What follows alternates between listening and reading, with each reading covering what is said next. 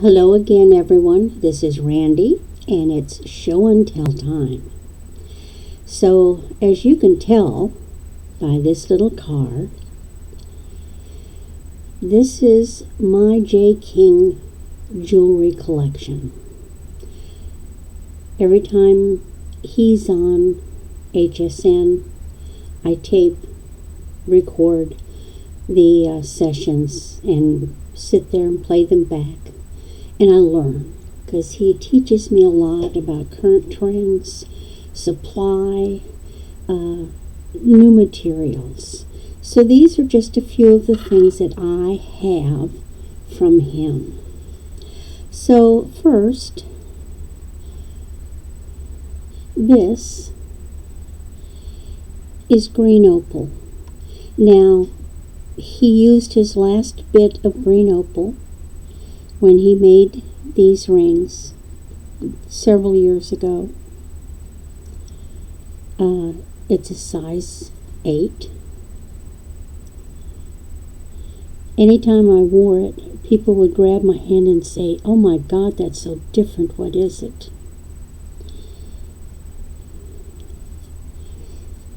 I've got to get it off.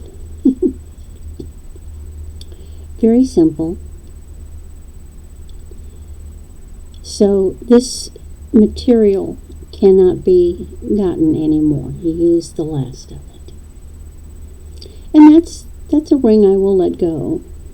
Now I'll tell you what I paid at the time that I bought these.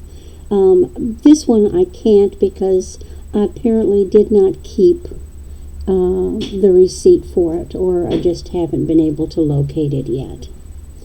But this ring is available to anybody who has interest. So the next ring is a ring that I got, and I can't wear the blasted thing, and here's why. It's very wide band, and I believe I've mentioned in chats before that when a band is wide, you need to size up. So this is a size 7. Well, it fits on my wedding ring finger,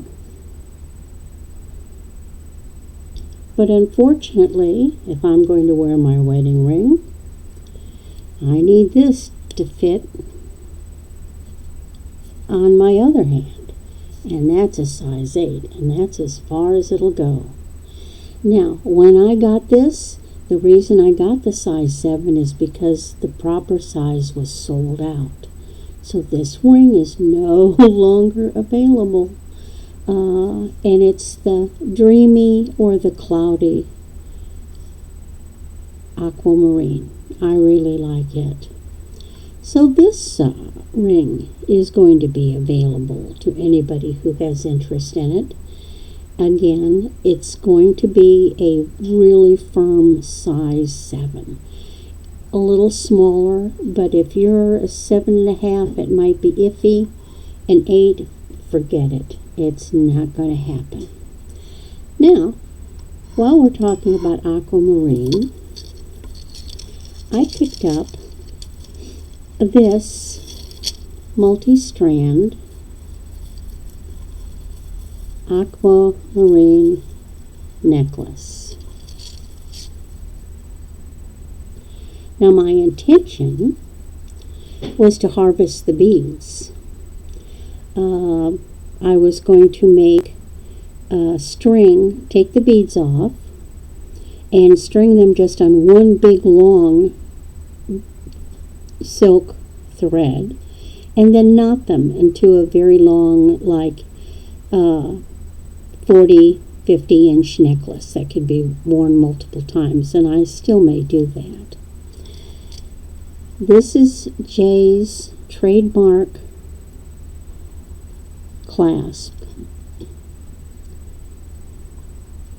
It's always a shepherd's hook with a long extender, and then he always has this little heart at the end. So if you're not quite sure on a necklace whether it's a J. King or not, look for these. If those are not present, it is not J. King. He specially makes this closure himself in-house. All of his pieces are made in-house. All of his beads are cut in-house. He's one of the few jewelry makers that does this. He does everything in-house himself with his own employees, his own artisans. They design them, they cut the rock, they polish the rock, they put them together, they create the findings. He buys the sheet silver, they create the rings, and that reduces the cost. The only thing that he does purchase from another individual is that when he offers a necklace that's on any kind of a chain, the chains are specially made for him by a friend in the business. Now this little aquamarine necklace cost me $100. Alright, now here's my J. King bracelet. It's a hinged bangle. It has the Desert Rose logo, which is there on the end. I don't know if you can see it. And this is made of multicolored turquoise. I got this one in 2018, and it cost me $170, and it's a size 7, and I love it. We'll have to pry that from my cold, dead hands. It was just perfect. A touch of turquoise in a simple bangle that I could pair with other silver bangles that I have. Now, 2 more pieces that I messed with. I bought this several years ago, 2018 I believe. It's a turquoise. I do not know which turquoise it is, but these beautiful faceted rondelles. But the necklace was too short. I wanted something longer, so I restrung it. And as you can see, what I did is I simply knotted in between the stones. To me, it gave me a much prettier appearance than just the stones directly attached to it, sitting next to each other. Again, here is the J. King signature closure, and you can see it's tarnished a little bit. He does not rhodium plate, but there that is. Now then, there was same year, there was another piece that I had to have, and this is just exquisite. This is a teal green apatite. Again, rondelle shaped beads, faceted, but then it has the bigger beads, and then graduated, signature clasp, and I did the same thing. I restrung it.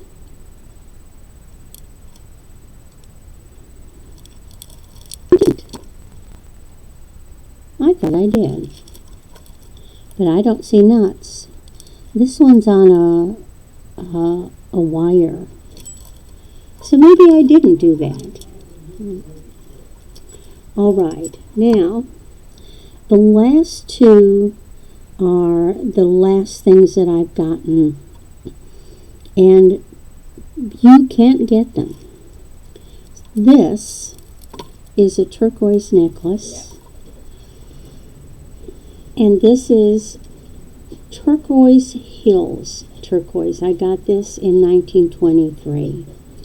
And it's got beautiful squared off pieces and then little chips that are in here.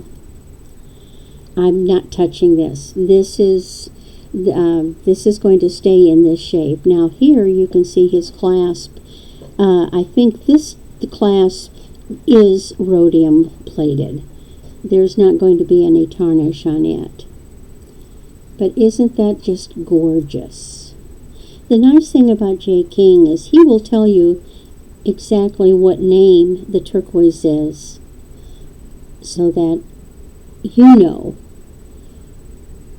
Now this shows you how the variations. I've got a book on turquoise that was recommended by Jason Adams, and I'm hoping to learn that to be able to identify turquoise if I can. My last piece is really the best. This is Hubei. This comes from China. Hubei is very distinct.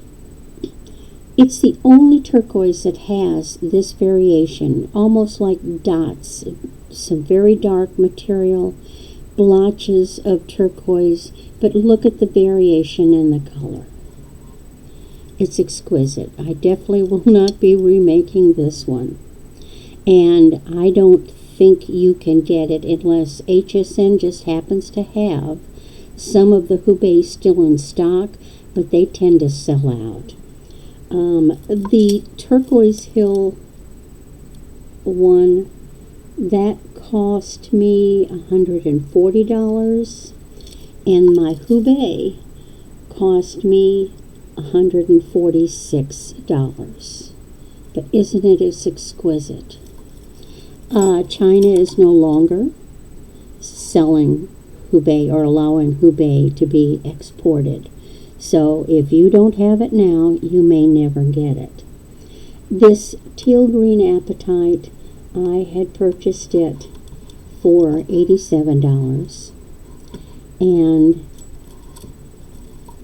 this turquoise, I had purchased it for $105.